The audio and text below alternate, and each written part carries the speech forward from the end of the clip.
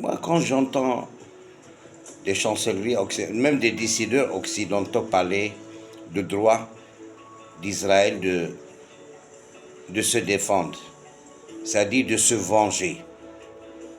Et ils se vengent de qui? De la population civile de Gaza, depuis 17 ans, dans un blocus mortel. Quand j'entends ça, Israël est poussé à l'enfer. Il rajoute le sang au sang. Les fractions qui sont là-bas, ils ne vont pas se laisser faire, ça c'est certain et c'est sûr. Hezbollah dispose de plus de 150 000 combattants armés par l'Iran. Tout le monde le sait.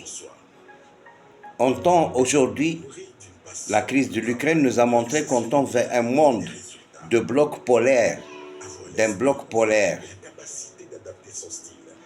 Et donc, il faudrait une solution définitive. Il faut qu'Israël arrête. Et de l'autre côté, eux aussi, ils arrêtent pour qu'on tend vers une solution de règlement définitive de cette crise qui n'a fait que déchiqueter le peuple palestinien. Et maintenant aussi, ça s'étend sur les Israéliens. Il faut que cela cesse et quand cette crise n'aura jamais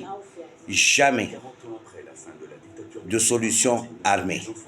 Même si on donne toutes les armes des États-Unis et tous les bateaux navals, Israël ne gagnera jamais la paix, il ne dormira jamais.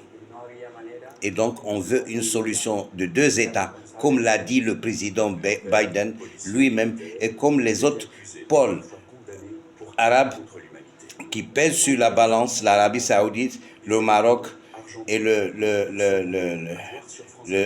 Qatar surtout, les Émirats, l'Égypte, pour qu'on trouve une solution de deux États. C'est ça qui est la vérité, il n'y a pas d'autre vérité, il n'y a aucune solution qui peut sortir que le sang.